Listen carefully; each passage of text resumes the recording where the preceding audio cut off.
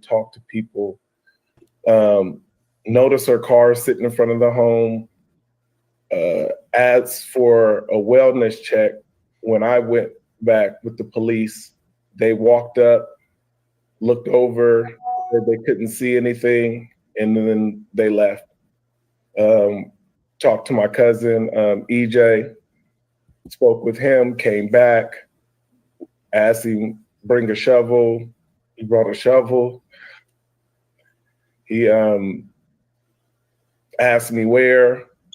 I told him where her bedroom was located, and he took the shovel and he started moving debris around, and in that he ended up finding her remains. I am so sorry that you have lost your home, your sister. The things obviously can be replaced, but the loss of your sister and to find her in that way. I know that there's one thing that you wanted to be sure to say about the rebuild and uniqueness of Altadena, that when you came on today, about when this community comes back, what you want to see, and what is that? I think people understand the richness of Altadena, or even the history of Altadena. Altadena, the reason that we ended up with so many African Americans in Altadena was because Pasadena would not allow Black people to live or dwell in Pasadena. So the servants in Pasadena, all the African American servants, they bought them houses in Altadena to live separately because there was no redlining for Black people to live in Altadena during that time. And when it comes to this housing and us losing so much as a community, because we're a very tight-knit community, diverse community, but strong African-American community. And when these taxes come, I'm so worried about the taxes being reassessed, because now these are complete wipeout, demolition to all these different homes. Yeah. So people being able to afford the taxes, if we need to be grandfathered in to make sure that we're not blackballed out the system and gentrified out of our homes. Male mayors are always going to face, and this is just the latest assault on another Black woman leading America's second largest city.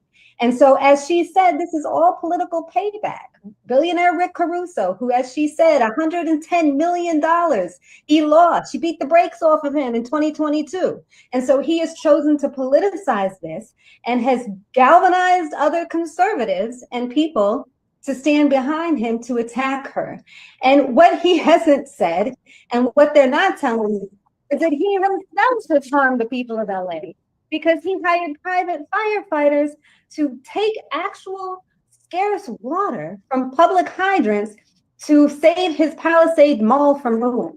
So he himself is doing something that needs to be pulled out. And so we're going to put together the collateral that will help to refute these false narratives. Are you open to providing aid to California without any conditions at all? I think we've got to have a serious conversation about that. Obviously, there's been water resource mismanagement, forest management mistakes, all sorts of problems. And it does come down to leadership. And it appears to us that state and local leaders were derelict in their duty in many respects. So that's something that has to be factored in. I think there should probably be conditions on that aid. That's my personal view. We'll see what the consensus is. I haven't had a chance to socialize that with any of the members over the weekend because we've all been very busy, but it'll be part of the discussion for sure. What about the debt limit increase? What about tying the debt limit increase to it? There's to let it be known, these are, listen, I'm going to say this, Austin, these are just wicked, wicked, wicked people. With what's going on here, at least $250 million in damages, but more importantly, as we saw, lives are being lost. And Mike Johnson, the Speaker of the House, is saying that there will be conditions. And then, of course, once again, continue this pattern of pointing fingers right now, leadership. as if this is a Democratic fire or a Republican fire. This is a fire that's causing people to lose their lives, the homes that they've built and lived in forever, and to come up and say we will put conditions on relief. Um, these are wicked times, and these are wicked people leading this country. Also, No, absolutely. But again, Stacey, good morning to you. Good morning to Greer and our viewers. No one should be, this should come as no surprise to anyone.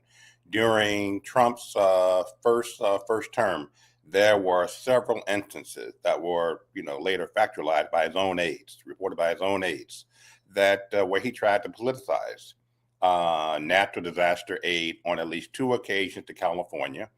And because he lost California in 2020, and someone had to remind him that one of the county, I think it was the earthquake or something, or hurricane, whatever it was during his term, one of his aides had to remind him, this is Orange County. These folks voted for you, and he agreed to do aid.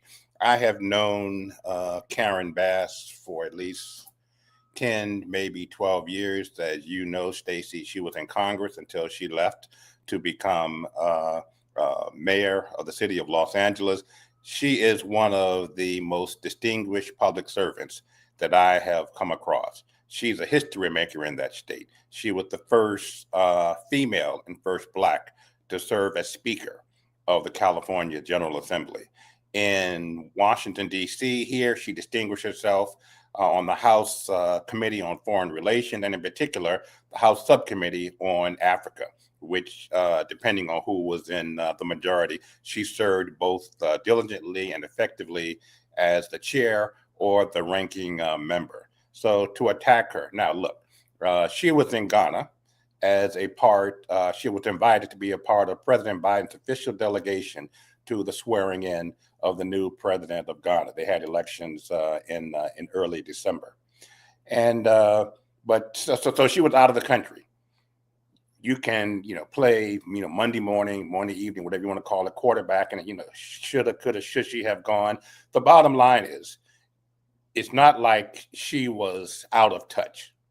It's like the president when he goes overseas. You are in constant communication on the plane. I'm not saying that the same kind of communications option she had that Biden would have had on Air Force One, but she got back quickly. And had she been at City Hall when these winds, once in a lifetime, 100-mile-an-hour winds started blowing, how much of a difference would it have made had she been at City Hall as opposed to being in Ghana and rushing back, but managing in Ghana, managing on the plane, and then as soon as she landed at LAX, getting on the scene? So this is just, it's unfortunate that folks politicize even in moments like this. There should be an evaluation of everybody, what went wrong. I'm reading reports that, fire hydrants, running out of water, but that's because they were being overused. 100%. And we can, again, the blame game should not begin, if it has to begin at all. It should not begin until at the very earliest when this thing is over, and it is far from over. David Youngblood says he's known Mayor Bass for nearly 20 years, and her public service has been nothing short of an amazing leader. Absolutely. RNG says it's easy to blame the Black person. Who is surprised? The other surrounding mayors will not receive any criticism. It's a good point, because I haven't heard any of the surrounding mayors. I saw what's her name, Kim Whitley, and very popular Black woman do on social media, or was it TMZ maybe, and they were talking about the fact that they are blaming her for things that are happening outside of her jurisdiction. Yes. She has nothing to do with Ventura County. She has nothing to do with your earlier point to Orange County. She is Los Angeles's mayor. She's not the mayor of Pasadena. She is not the mayor of San Bernardino. So again, and when has California ever had 100-mile-an-hour winds? Never. Right. This is really uncharted territory. And we have a And president-elect who, instead of demonstrating any sort of leadership, which he never did during his 4 years in office, it's already, has been a significant part of the blame game of not only her, but Governor Newsom.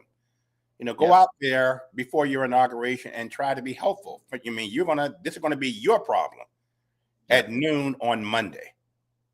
And again, we see how they plan to tackle the problem, right? By casting blame and even holding up disaster relief efforts, talking about there will be conditions if anything else. Are you kidding me? Are you That's how they kidding, play. That's folks? how they But play.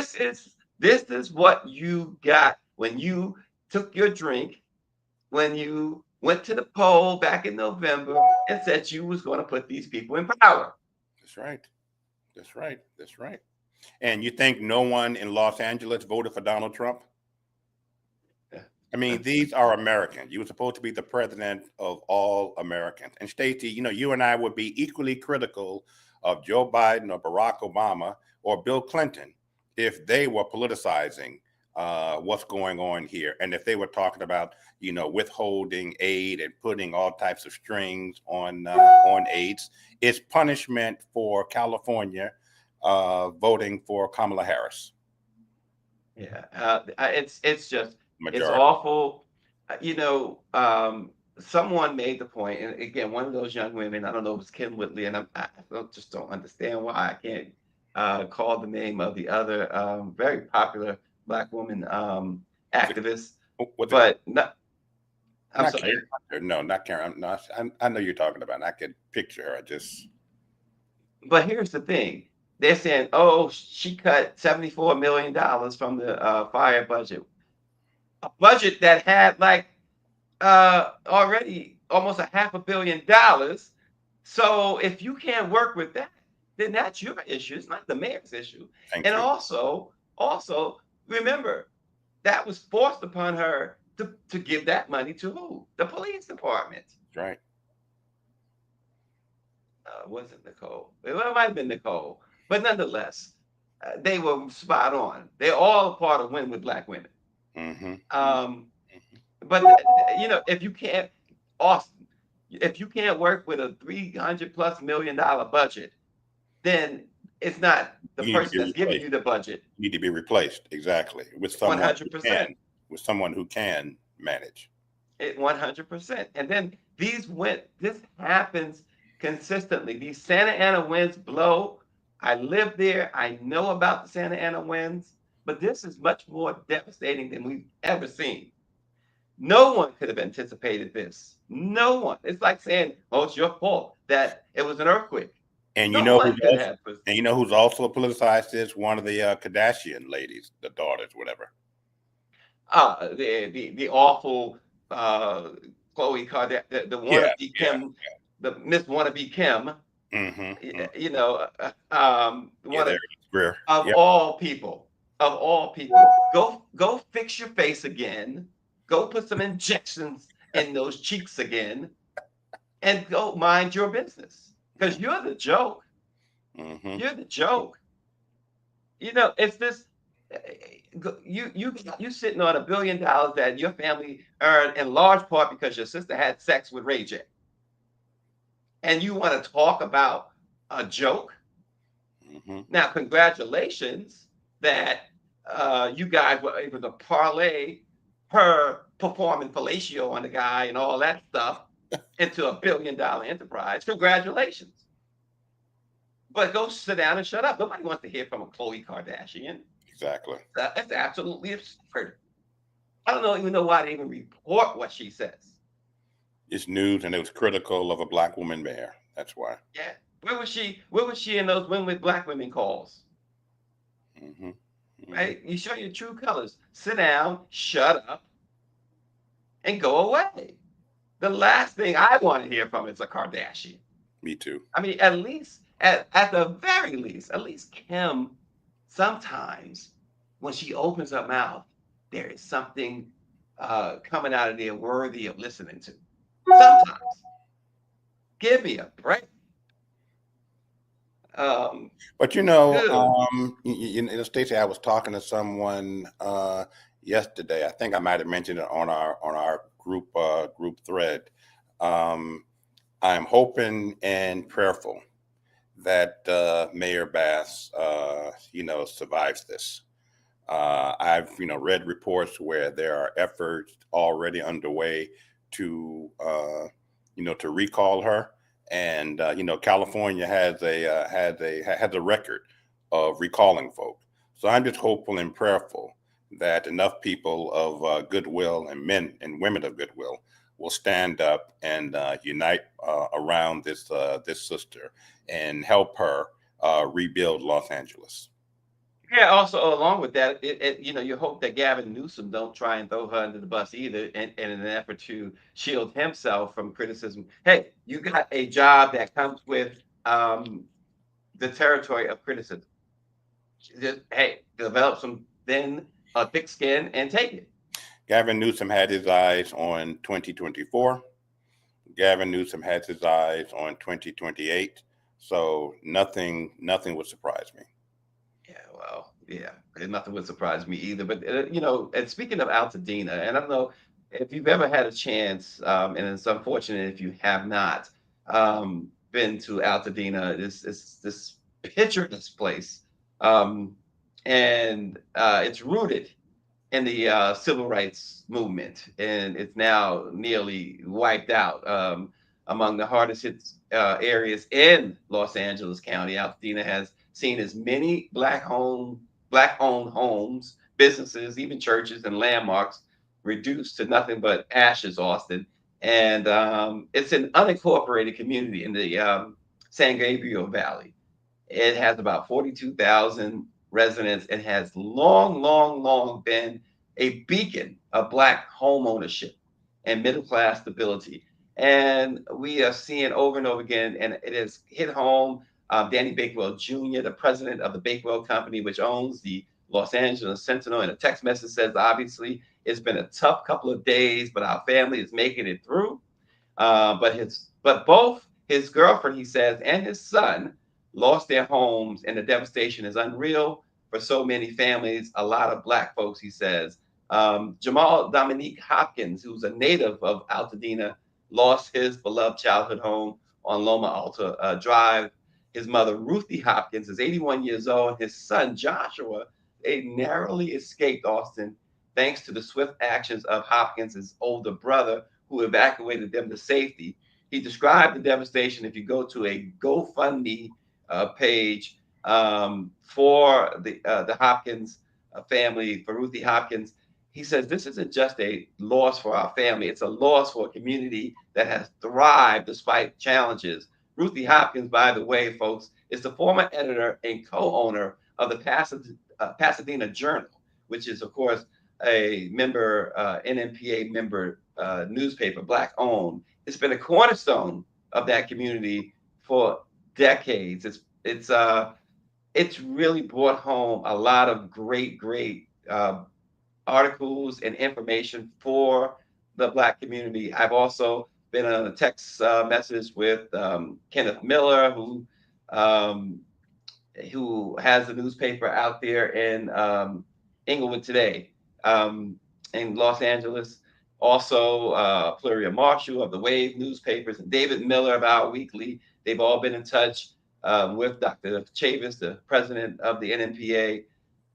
We are keeping a close eye, close watch, and standing at the ready for our member publications out in Los Angeles. I think we have, Austin, about 9 different outlets in the Los Angeles area. Do we have in California? So the answer is 9. Well, in the Los Angeles area, there's a number of others throughout the state, but in the Los Angeles area, there is, I want to say 9 in the area, and it's we're just like everyone else. Our members are very vulnerable at this moment, and listen, the Black press, any Black newspaper, Black-owned newspaper, Black-owned media company cannot afford such extensive damage, and it's been a tough road. Been You a know, tough road. yeah, it would be great if you and Greer can go out and do some, some on the ground coverage of the devastation out there. Yeah, it would be. It would be absolutely awesome to go out there. We need Dr. Chavis to give his blessing for that, so we can go out there and get on the ground and cover that. That you're absolutely right. And many of those homes, Austin, as Greer points out in her message there, they were purchased because of the GI bills. Mm-hmm, mm-hmm, mm-hmm. And this is devastating. At least 24 people have died. Yeah, yeah, and that number, unfortunately, will go It's going to higher as rise. they Yeah. discover. I just I've been to Los Angeles, 15, 20 times. I've always wanted to experience living in California, LA in particular. The opportunity has never presented itself career-wise, but when you look at the devastation, it's just unimaginable. When you listen to the interviews of people, who have, lost everything, and particularly, loved ones, it just breaks your heart. Yeah, And a lot of folks whose homes were burned are, wealthy, and they're going to be okay. They're going to rebuild and, somewhat quickly put this behind them. But many are not. I would say most are not. And it's going to be a serious financial struggle for them to rebuild their lives. And on top of that, some, as the young brother you were showing earlier, where they found his sister's, remains. I mean, that's emotional damage, that's psychological damage, and it's, financial. Yeah.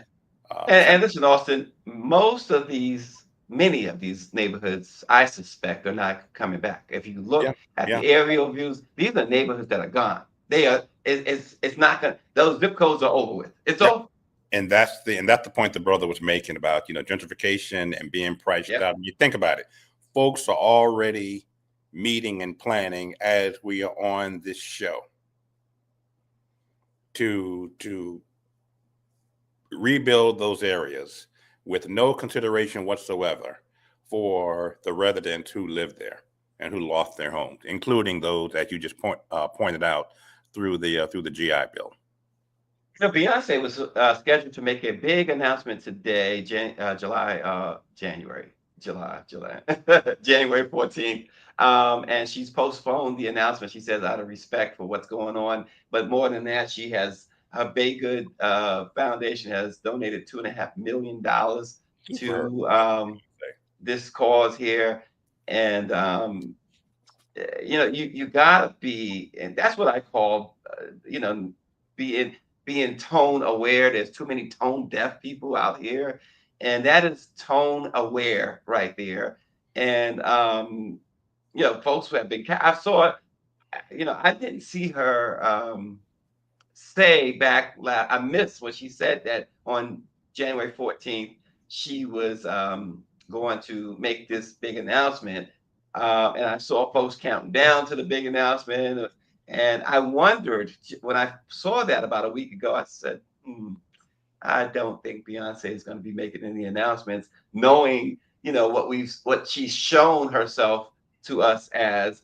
And sure enough, their statement came out. There will not be any announcements out of respect to what's going on. But the only announcement that came out of it is what you might expect, is a major donation to try and help folks who are suffering right now out in Southern California. And this discussion that's going on about, as you said, the gentrification. Orangey says that's what happened in New Orleans. The folks in Altadena got to look out. And David Youngblood says it's up to us to save Altadena from the billionaire real estate predators. They must do as your guest says, grandfather those homes in Altadena. Something has to be done. You got to protect these people. Another very, very culturally rich African-American area in ruins right now. Mm-hmm. Mm. I'll tell you what else, Austin. Oh, go ahead. Go ahead. Before we No, move I was just to, saying, the same way it's made news, what Governor Newsom and his administration and the legislature have rightfully, the steps they've taken to protect California from any, nonsense from the incoming administration. He needs to be equally vocal and committed, along with the legislature, of doing the same to protect the legacy of these communities. yeah, and real briefly, I want to segue real briefly to something that I know bothers you too. It bothers you, I should say, and that is the decision made by Texas Governor Greg Abbott to fly flags at full staff. The tradition, the history of America, once a former president dies, there's a 30-day period in which you fly your flags at half mast, as it were. And Abbott has decided he's not honoring Jimmy Carter. It is the hate and, as I said earlier, the wickedness of the leaders that America has today is so bad. It is you can almost not comprehend um, why and how folks have decided to put uh, their lives, if you will, their taxes, tax rates, and everything into the hands of just wicked, hateful individuals. And he has taken his lead from President-elect Trump, who has on more than one occasion been quite expressed disappointment that the federal flags will still be flown at half staff on the day of his inauguration. Now, again, as you pointed out, this has been done historically for years. 4 years. So why all of a sudden, the change? I was no fan of Ronald Reagan, but I had no issue with the flag being flown at half staff when he passed away. So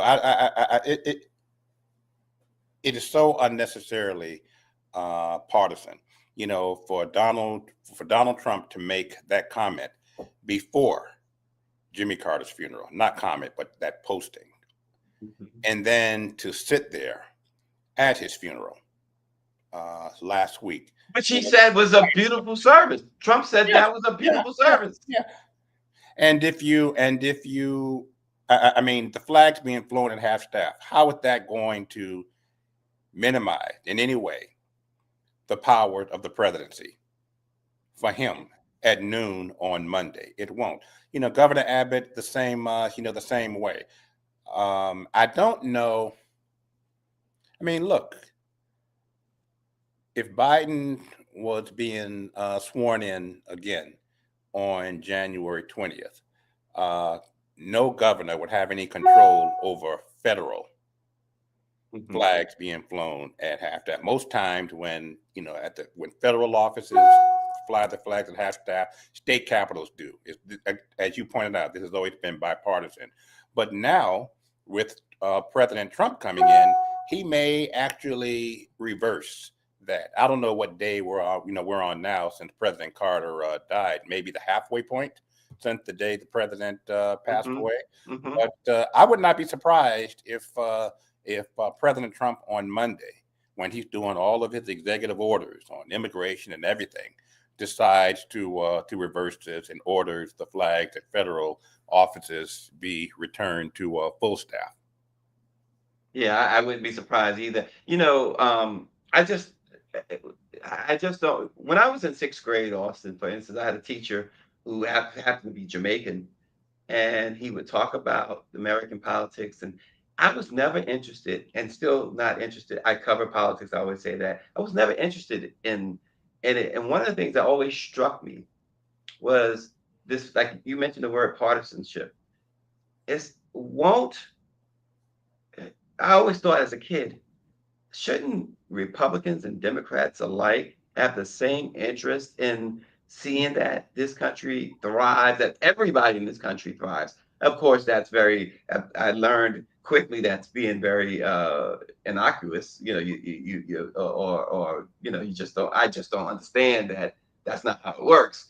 But I do understand that that's how it should work. And I wonder, even though this was a little before my time, of course, as hateful and racist as Governor George Wallace was, would he have flown the flag, you know, at half mast or full staff? You know, it's these folks today are trying, in my view, are trying to outdo the racism and racism of Jim Crow. Hmm. Yeah, you know, that's an interesting point you make, Stacey. I hadn't thought of that. Governor Wallace was indeed the governor of Alabama on November 22nd, 1963, when President Kennedy was assassinated in Dallas. And, you know, I'm a big civil rights buff. And in all of my reading, obviously the flags were flown at half staff for 30 days as ordered by, you know, Lyndon Johnson, who assumed the presidency. But I've never heard of the governors of any of those southern states, as racist as they were, objecting or decided we're not going to allow that. Again, you know, governors have no control over what happens at, you know, flags being flown to half staff at federal office buildings, but at state office buildings they have control, and I'm not aware of that. Greer says Trump didn't even do the cross the Yes, heart exactly. thing at Carter's funeral. Exactly. This guy, she says, this guy will never give respect to any leader, regardless of party. He is a raving narcissist, and no truer words. No, absolutely. And you know, I sat there I watched the funeral, then I went back on at least 2 or 3 occasions and listened to Andy Young's, you know, brilliant eulogy of Jimmy Carter. But the first time I looked at it after the funeral, the cameras were focused solely on Ambassador Young, with periodic views of you know, President Biden and Vice President Kamala Harris and Bush and all of that. But another one that I looked at focused for the first 10 minutes on the VIPs, the 5 former presidents, current and former presidents. And if you sat and you looked at President-elect Trump, it was he couldn't relate. Mm-hmm. He was not mentally there. I mean, Greer is right. Everybody got their hand on the heart of the casket is coming in, the casket's being let out. That's what you do. Mm-hmm. But this is listening to Ambassador Young's, you know, speaking to the high moral character of Jimmy Carter, and you see the vice president, you see the president, you know, nodding their head. You see Bill Clinton and Hillary Clinton looking attentively, and then you look at Melania Trump, Mm-hmm. and she's just sitting there, just staring straight ahead like a robot. And then you look at President Trump, elect Trump, and he's just, you know, leaning forward and kind of, you know, looking around, and it's almost like he's not human. It's almost like I mean, he lacks human empathy. There is a serious disconnect. Yeah. But let me just say this, Austin. I see the banter going on in the comments. There's 2 things. One, I want to acknowledge Trixie, her comment. She says she knows before Joe Biden got into office, Donald Trump's laws were still put into play. She's got a major point there. There was so much that. Repeat that statement. Trixie says that I know before Joe got into office, Trump's laws were still put into play. They were still in play. And she's 100% right. There was so much to try and undo there. So she says, so stop trying to blame Biden, blame everything on Biden. Let's also remember in Congress, everything has a vote, yay or nay. And usually the party who has control are usually the ones who okay everything. Yeah. And here's the thing. I see David and others and Charles Martin, they're kind of going at it. I would love for Charles Martin to do 2 things. And since this is the Black press of America, list 3 things in the comments, Charles, if you will, if you are inclined, that Donald Trump, why he's good for Black folks and why Biden is not good for Black folks. And I wanted to be very factual. I don't want conjecture. Just if you can give me facts. What 3 things that Donald Trump is makes him good for Black folks, and 3 things that makes Biden bad for Black folks. If you can do that, I would love to know. Trump's supporters, like you're saying right now, Trump is good for the country, but no one articulates in a factual way how. That's all. That's all I ask. Articulate how. And again, this is the Black press, so we are interested.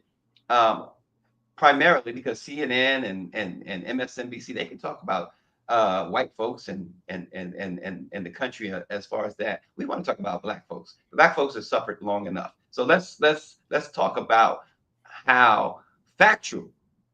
Give me 3 facts that show he's good for Black folks, and 3 facts that show that Joe Biden is not. Let's move on.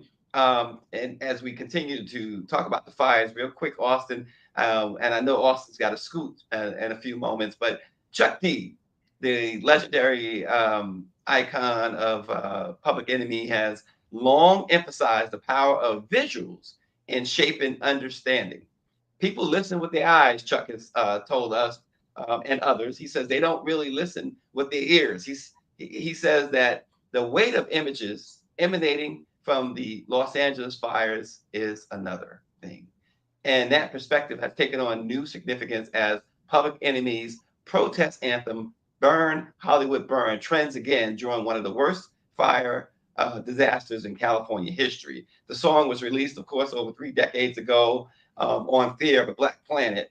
And it features Ice Cube and Big Daddy Kane.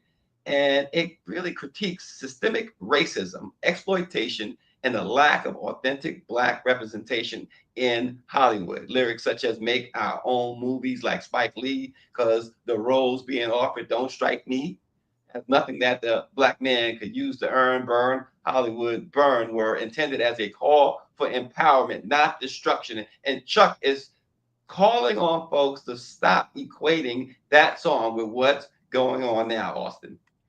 Absolutely. No.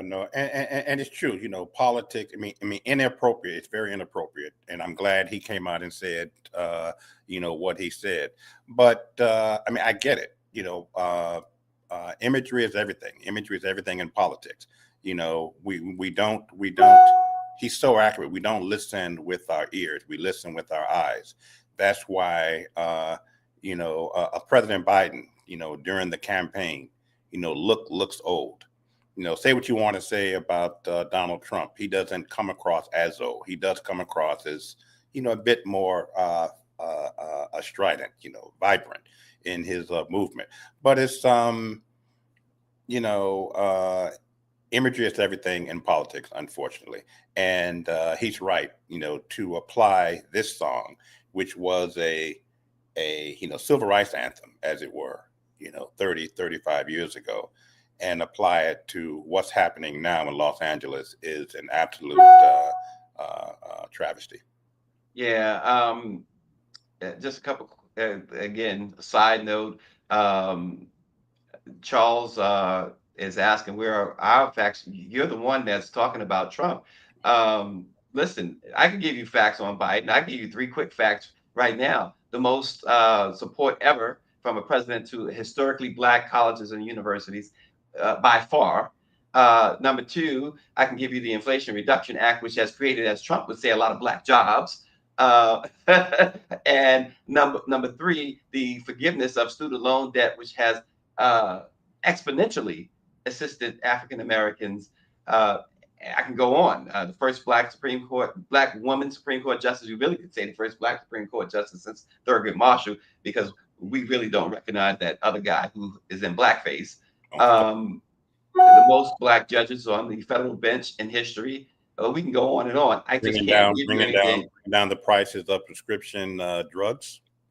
Right, exactly. Trump has no record whatsoever. Charlie Martin mentions about Biden speaking at a KKK rally. We've seen Trump hold rallies consistently in sundown towns. We've seen his rhetoric against Trump never gave money to black colleges. That was a ruse. And those black presidents that met with him at the White House now will tell you that they were just used as a photo op. And he made a statement that what he was going to do, he never did it. He never followed through. Show me proof he followed through. And You when did can't Biden show it speak at because a he KKK can't. rally? When did Biden speak at a KKK rally? Is that what he Yeah, said? that, again, it's conjecture that has never been proven. Every time we talk to a Trump supporter, and we give Trump supporters an opportunity, because again, for me, I could care less. You want to support whoever you support, I could care less. Greer and I have been on the streets. We've talked to Trump supporters. They cannot. They tell us, oh, same thing that Charles Martin said. Oh, he's good for the country, but they can never tell us any specifics. I can say Austin is good for the country, but I can give you specifics why Austin is good for the country. That's I can give specifics, right? I can't understand how somebody who supports someone can't give you any hardcore facts, any specifics. That's what I don't understand. And hey, it is what it is. Greer's mentioning the COVID, how many people died because of that. We can go on and on. He never cut taxes for everyone. This is what he told you he did or would do. He never did it. It's just, just like we blaming the fires. COVID happened under Trump. You're not blaming Trump for that, but you're blaming Biden for the fires. I don't understand. I don't understand. Help me to understand. Mm-hmm. So you can't have it both ways. Just give facts. That's all we ask is facts. Biden is not, he is not infallible for sure. We have criticized him on this program as we have criticized Trump. We have criticized Barack Obama on this program. I think Victorious Person said it best. It was saying at least what I was saying, and I can't. Oh, there it is. Victorious Person says there will never be peace and unity in this country as long as we have a two-party system. Everybody just wants their team to win as the country suffer, and that is really what I was getting at early when I gave my dissertation about being in sixth grade. So that is it. So that's where we are, Austin. I know you got to run. Got to run, brother. Appreciate you. We hate to hold you up, but thanks a lot, Austin, for thanks, brother. Appreciate it. Love you morning. guys. All right, Austin. Bye. See you. Austin Cooper, Washington Informer. You're great. Always a great addition to the show. And Greer goes on to say that Trump did not act in time and demean any science and that's why people died. He told people to inject bleach, and they did. And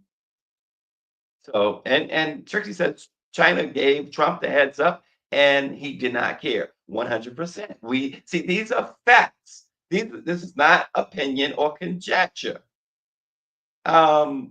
These are facts. That's all I ask for is facts. If you give me a fact about Trump, I'll be happy to say 100%. I have no qualms with that. But I have not, like I said, we've talked to Trump supporters. And I'll never forget the one. I mentioned this before. He's a young guy. He at school age, college age anyway.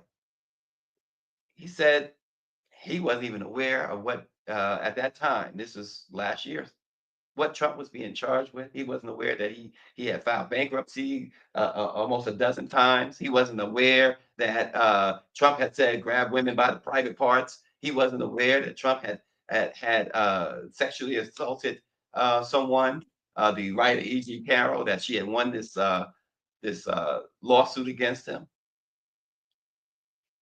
He could not. And then the bottom line with that young man was, well, my parents supports Trump. That was really his bottom line. And he didn't even know who his parents supported. And he rushed to kill people on death row because he lost the last time. And that was fact. We remember that very well in his last term when he lost the election. He just went on to kill them all, execute everyone on death row. And they went on a killing spree, a federal killing spree. With President Biden just said nobody's going to the death chamber. And this was all because he lost. This is all because Trump had lost in 2020. And of course, the Trump University, the fake school. And so much with this guy that folks have beef with, legitimate beef. And yes, David Youngblood, the majority of Trump supporters do revel in misinformation. It is truly, the last time I seen anything like this, I've never seen it in politics, but the last time I seen anything like this, seriously, no joke, was Jim Jones. I truly believe, and Greer pointed out, we've seen the example of it already, but I truly believe, like Jim Jones, if Trump says drink that Kool-Aid that's laced with poison and tells them it's poison, they're gonna drink it. We saw it with the bleach. We saw folks with the bleach. I've never seen that before in politics. That is just make it make sense. That is incredible that this man wields so much mental power. Somebody who appears to be challenged mentally himself, carries so much mental power over people who support him. Even Biden supporters, they will tell you what they don't like about Joe Biden. Obama supporters will tell you what they don't like about Obama. Clinton supporters, Reagan supporters will tell you what they don't like about Reagan. A man will tell you what he doesn't like about his wife. A wife will tell you what she don't like about her husband. Although my wife likes everything about me. That's not, make no mistake about it. But why is it that it's so doggone difficult? I tell you, when they thought of turning on Donald Trump, there was a few of them. When that insurrection happened, and you heard what's his name, freeze frame, Mitch McConnell, and some others attack him. and then they quickly changed course. Quickly. It was a momentary lapse in their dedication, their bending over or kneeling down for the man. And it's just incredible. And again, I'm sorry, Charles, as they say, I'm sorry, Charlie, that you have still not provided one. I asked for 3, and perhaps I should have known with any Trump supporter asking for 3 is asking way too much. But nonetheless, you've mentioned it a couple of times that you didn't vote for him and tweets and things of that nature. What was was it really just at the end you were like, I just can't deal with the tweets? There's a lot of people that won't admit this. I'm going to admit it. I was a bit misinformed. Let's call it what it is. And that pressure emanating from my community, I'm tired of it. This Black woman that finally had an opportunity to be in that position, I thought that she was somebody that could be swayed. So if you had the Republicans in the House and the Senate, no matter how extreme left she may have appeared to be, especially with being caught talking about people in prison, being able to have sex change operations and all this stuff, I thought she was somebody that could be swayed, that she wasn't somebody that was going to have the power that we anticipate Trump will have. Trump just sat up there and turned 2 Republicans around the vote for Mike Johnson. Okay, we see that. As of this morning, we're renaming the Gulf of Mexico. How about that? America. How about that? I mean, this is Trump, and I certainly didn't see her having that kind of power. So, and Stephen A. Smith reminds you of just the way it was, and it always has been. It was, listen, let's be real about it. It was Black people who killed Malcolm X. It was Black folks who helped some of the folks during Jim Crow, the white folks during Jim Crow, who went under cover for the FBI against their own. It was Black folks during slavery who tried to kowtow to the massa. And Stephen A. Smith fits right in with that crowd. He fits right in. It's just the way it is. And it was so refreshing to find, he and Roland Martin are friends, but it was so refreshing. And Roland will tell you 100%, we might be friends, but we certainly have different views on stuff. And Roland lit him up the other day, lit him up. And I'm so glad to see that. It was so refreshing to see that. And even if Vice President Harris said that she was going to, she would like to allow for folks to have sex change operations in prison.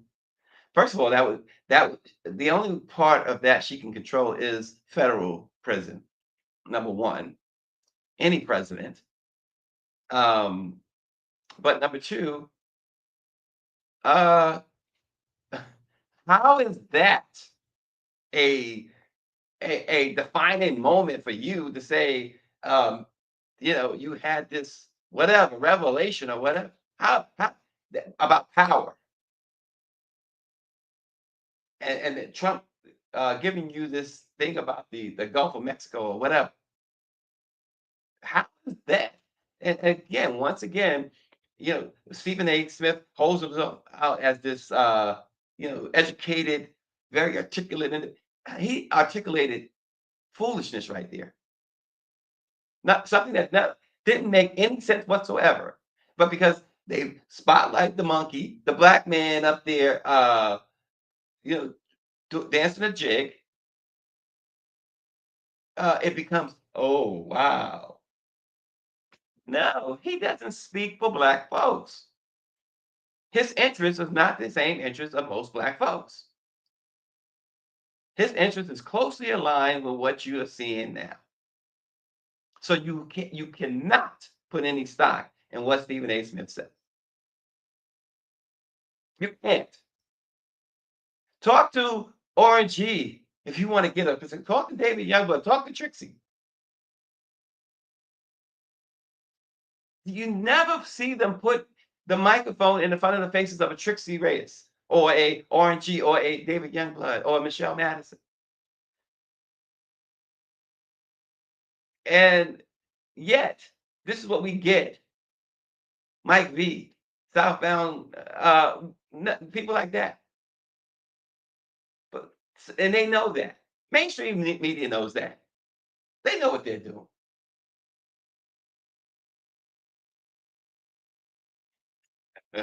Victorious Person says a two-party system makes people bipolar. I don't know if it's a joke or serious or both. Because I take it as both. But anyway, folks, I wanted to complete the thought on Chuck D. We know that the fires are just raging out of control. But again, his plea is the bottom line, and this is a quote from the great Chuck D. Please don't use our song on your reels and pictures of this horrifying natural disaster. And that's that. So Burn Hollywood Burn is not about this, never has been. The last thing, and I'm sure that goes to Flavor Flav and even Professor Griff and all of Public Enemy. The last thing that they would want you to do is equate their song with somehow celebrating or even blessing this crazy, outrageous wildfires that has caused so much death and destruction. Yeah, real quick, we do have a minute or so. Mike B is asking about Christian Clark's ceremony yesterday. The only thing I have to say about that, Mike B, is really, really sad to see such one of the most effective prosecutors in DOJ history having to step aside. And folks, we now have to step aside. Thanks for watching. Let it be known. We'll see you tomorrow.